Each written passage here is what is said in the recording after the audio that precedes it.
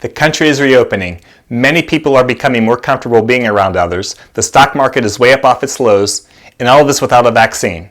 So the question is, should I still be thinking to invest in vaccine stocks? Well, that's today's discussion, so stay tuned.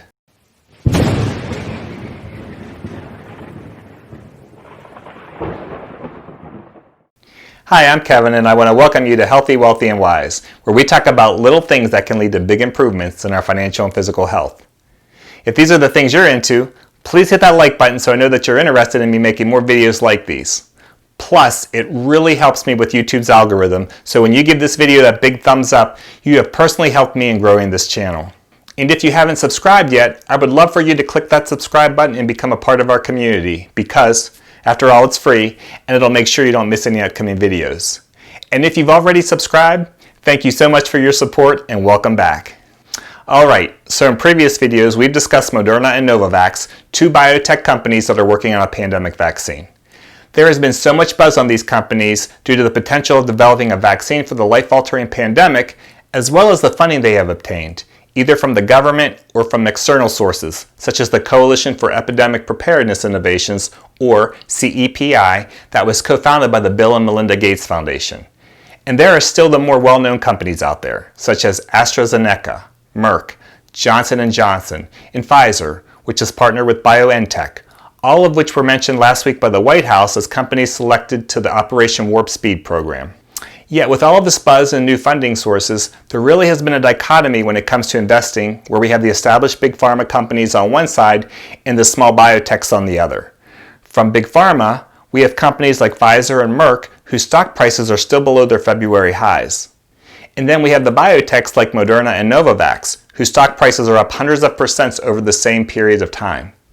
As you know, I've been very interested in covering the race for a vaccine and the roller coaster ups and downs that have come along with it. And as of today, I determined that there are three big questions that we should try to answer. 1. Why are the levels of stock price gains so much higher with biotechs than with the big names? 2, what does the discrepancy of stock volatility among these two types of companies mean for investing? And finally, does it even matter because things are getting back to normal in the country even though there isn't a vaccine? Well, to answer the first question about the stock price returns being so much higher with the biotechs, it's simply because many of these companies don't have a track record of successful products, and yet the possibility of developing a vaccine brings so much to the table for them. It's already brought much needed financial resources from funding, it brings the prestige in solving a highly public pandemic, and it would bring a significant amount of revenue from selling a safe and effective vaccine itself. We've talked about how Moderna and Novavax don't have a record of bringing anything to market, so being able to achieve a vaccine would be a phenomenal success and set them up for future projects with collaboration and funding opportunities. On the other hand, the big drug companies who have entered the vaccine race have not seen their stock prices react so positively. And that's because of a variety of reasons, one being that many of them, such as Johnson & Johnson, have gone on record saying that they would produce a vaccine on a not-for-profit basis. Another reason is that these big companies have largely ignored vaccine development and focused on developing treatment drugs for chronic conditions because this is where the money is at. They much prefer the consistent revenue from people taking the drugs on an ongoing basis, which doesn't happen with vaccines. And even if a big drug company developed a vaccine, any sales from it would be a drop in the bucket to their overall sales. So if these big companies aren't expecting a big profit, if any, from the development of a vaccine, why are they doing it? The primary reason appears to be for publicity and generating goodwill, alongside of us liking to believe that they are also doing it because it's just the right thing to do. It's no secret that Big Pharma has developed a much-deserved reputation for selling needed medications at super high prices, and that has left them being a villain in many people's eyes. A perspective that could eventually carry a political cost as more and more members of Congress look to pass legislation to rein in drug prices and curb the profits. What better way to hush the calls for government pricing regulation than by coming out as the hero that slayed the vicious virus? And make no mistake, with their huge advertising budgets and lobbyists, they will ensure that their message will be that, without charging high prices on their products, they wouldn't have been able to do big things like coming up with a vaccine. Now let's talk about the second question. What does this mean for investing? Well, for the biotechs, this will end in either a boom or bust. Their stock prices have ballooned on the potential of developing a vaccine. A failure would most likely result in a massive sell-off, leaving the stock price at a fraction of its highs. There's been a lot of scrutiny of Moderna and insider trading, which I've talked about, and because there has been so much selling from the management team, you have to wonder if they believe that the stock price can get much higher, even with succeeding on a vaccine, which they do seem to be leading the race for. Now, for the big drug companies, a success in developing a vaccine would definitely be a good thing for them.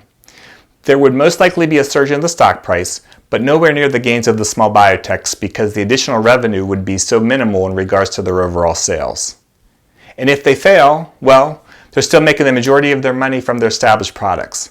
So for investing, if you're looking for a big return in your investment, the biotechs would offer the better potential returns, but with the caveat of having huge downside risks associated with them.